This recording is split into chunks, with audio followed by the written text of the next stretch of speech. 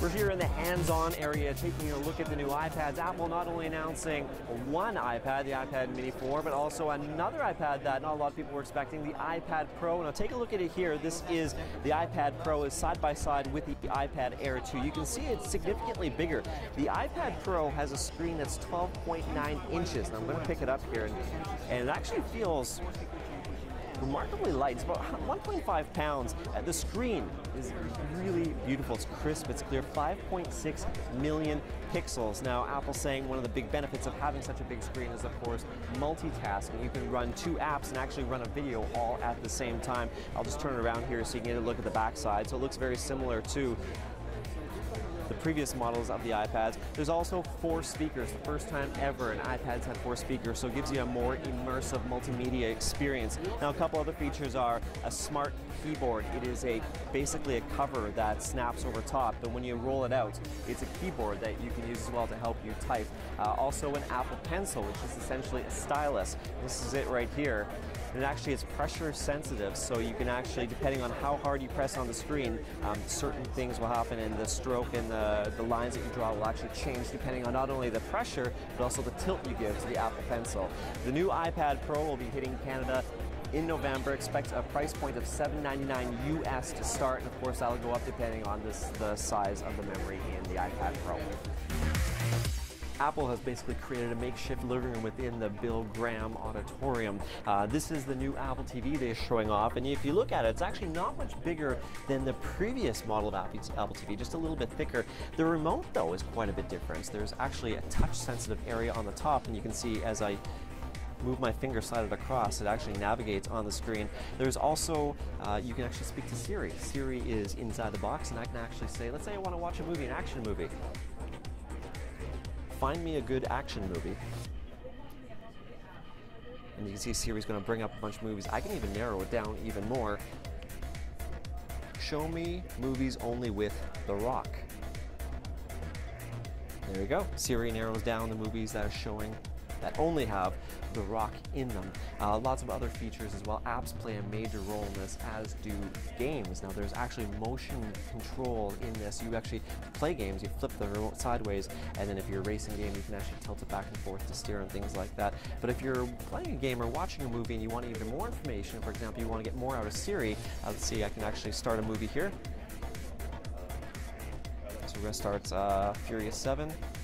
Now I'm in the middle of watching this, but maybe I want to know how the Jays did. Siri knows, and in fact you can do that even during a movie itself. It's playing, but watch. How did the Jays do last night? There you go, bring us up your sports scores. And you can even do this with the weather. The new Apple TV will hit Canada in late October. These are the brand new iPhones announced by Apple. Here we have the iPhone 6s, and right next to it, the slightly larger iPhone 6s Plus. Now I'm going to pick this one up just because it's a little bit larger to show you some of the features. Now it feels actually just like the last generation of iPhones, very smooth in the hands, but the aluminum actually is a new grade of aluminum that's even stronger than before. I'm going to turn this around now. Faster processor on the inside, so apps of course launch a lot faster, but I want to also talk about the camera. On the back side, you have a 12 megapixel iSight camera. Now on the front, it's a 5 megapixel, but something they've changed here. In the past, there's never been a flash on the front of the iPhone. Well, that's changed, but they've kind of thought this out and kind of creative when it came to how to put a flash on the front. Actually, I'm going to open up the camera here. I'm going to launch this. I'm going to switch the camera around to the front, turn on the flash. Now watch what happens when I snap a photo. You see that? The screen actually lit up white to give off light to act as a flash. The screen acts as a flash. It's called Retina Flash, one of the new features you'll find in the iPhone 6s. Now another thing you have to keep in mind is peak and pop. Now that's, when I talk about peaking and popping, it comes to a new technology in the phone called 3D Touch. I'm going to open up Mail here. Now it's actually, the screen is touch sensitive. If I just slightly give some pressure, I can peek into an email here. Now if I put a little bit more pressure, the email actually pops open. So peaking and popping, that is new in the iPhone 6s and the 6s Plus. A number of different features on these phones. They'll be hitting Canada later this month, and they'll be retailing. The 6s will start at about $899 retail, and then the iPhone 6 Plus will be closer to $1,000. Those are non-contract pricing. Once again, September 25th, launching in Canada.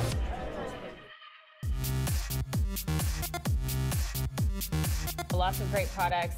Mike had the 6 Plus, yeah, the iPhones, the iPad, and the price points as well, which he also, by the way, posted on Twitter if you follow him, at @gadget_guy. I was piqued by the new Apple Watch and their partnership, Quelle Surprise, with Hermes. So Hermes is adding on a partnership with Apple, of course, and here it is. So it looks pretty stylish, and I mean, this is kind of different than the utilitarian sort of look of the old watches. So if you're looking to, you know, add a bit of fashion to your gadget, this is the way to do it. I'm just looking up the price here, Ted. Yeah. Because this I like the came band in because the yesterday. band is different. Obviously, it's more high fashion, that type of thing. I like the face too. Now, is there a male version? Because I'm guessing this is the female version, right? I mean, is there a larger? I think a guy could wear that. Well, I was going to say, it looks unisex to me. It really does. Well, yeah, the watch does come in different sizes, 38 millimeters, 42 millimeters as well. Okay. And it ranges between $1,100 and $1,500.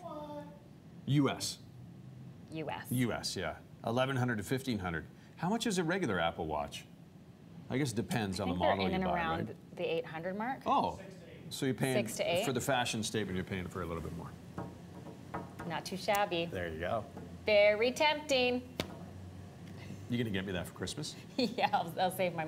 Everyone's getting an Hermes watch for Christmas, Andy. It looks great, I'll give you that. But I'm still not buying it in the sense that it's still slave, from what I understand, still slave to your phone.